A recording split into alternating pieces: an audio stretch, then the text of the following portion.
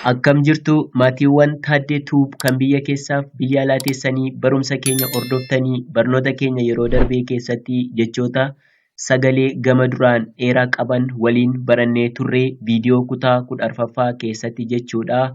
Maarree har'as viidiyoo koo kutaa 15ffaa keessatti qabadhee isiniif dhiyaadheen jira.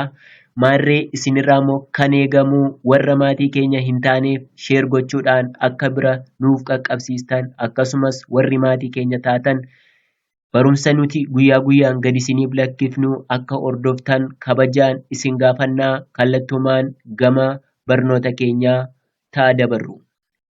Barreeffamni dheeraan kunii maal jedhaa jechoota sagalee gama duraan dheeraa qaban jedha. Irran isinii deebi'a. Jechoota sagalee gama duraan dheeraa qaban jedha. Kana jechuun jalqabarratti sagaleen keenya kan dheeratu ta'ee dhumarratti kan gabaabbatu yoo ta'e jechoonni akkasii jechoota sagalee gama duraan dheeraa qaban jechuudha. Mee kana waliin haa ilaallu. Barumsa keenya yeroo jalqabaa keessatti maal waliin barannee turree qubeef qubeenii sagalee ta'a. Sagaleef sagaleen immoo jecha ta'a. Jechaaf jechi immoo hima ta'a. Himaaf himni immoo keeyyata ta'a jennee waliin barannee turre. Maarree barnoonni keenya har'aas akkuma kanatti uumama. Mee kana haa ilaallu. Sagalee kana gaafa dubbisnu sagalee dheeraadha. Gaafa dubbisnu raa jedha. Maal jedhaa? Raa. Kun immoo daa jedha. Sagaleewwan kana lamman gaafa walitti fidnu jecha maalii argannaa? Jecha raada jedhu argannaa jechuudha. Itti aansee guu. Kun sagalee dheeraadha. Kun immoo sagalee gabaabaadha. Guu. Ree. Sagaleewwan kana gaafa walitti fidnu guure. Gaa. Raa. Sagaleewwan kana lamman gaafa walitti fidnu jecha maal jedhu argannaa? Gaara. Baay'ee gaariidha. Al tokko isinirra hin deebi'a. Raada. Guure. Gaara. Baay'ee gaariidha. Barumsi keenya ittuma fufee jira. Fiigee. Gaafa sagaleewwan kana walitti fidnu jecha maal jedhu argannaa? Fiige. Baalaa. Sagalee kana gaafa walitti fidnu baala.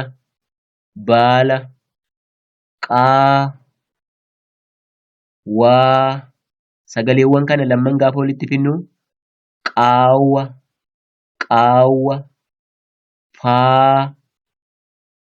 Faayaa. Sagaleewwan kana gaafa walitti fidnu jecha maal jedhu argannaa? Faaya. Boodaa. Gaafa walitti fidnu booda. Inni gama kanaan argamu kuni sagalee dheeraadha.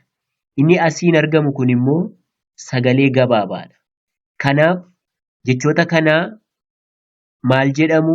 Jechoota sagalee gama duraanii sagalee dheeraa qabanii jedhamu. Al tokko isiniin dubbisaa. Fiige. Baala. Qaawwa. Faaya.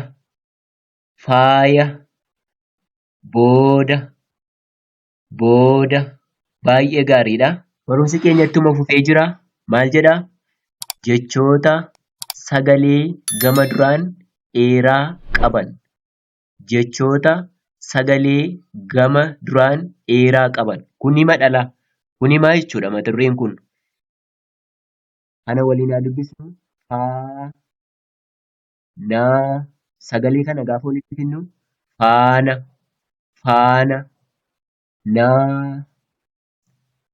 Naachaa. Gaafa walitti fidnu naacha.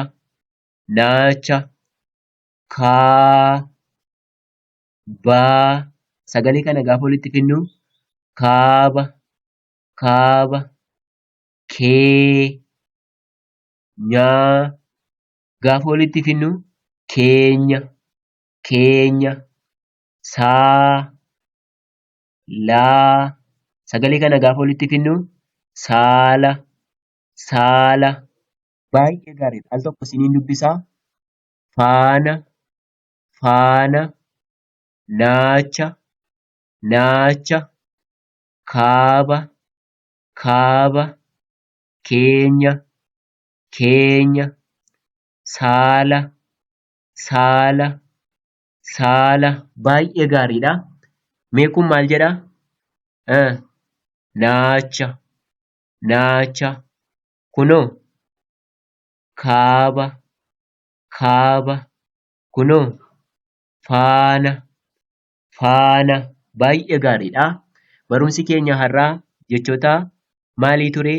Jechoota sagalee gama duraan dheeraa qaban kan waliin barannee turredha. Akka barumsa guddaa irraa barattan abdii guddaa qabna.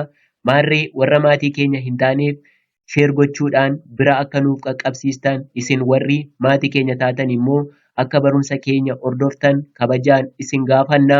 Namoonni barachuuf fedha qabdan immoo karaa onlaayinii lakkoofsa asii gadii irratti nu quunnamuu dandeessu. Waan nu dhaggeeffattaniif guddaa galatoomaa. Oolmaa gaarii qabaadhaa isiniin jenna.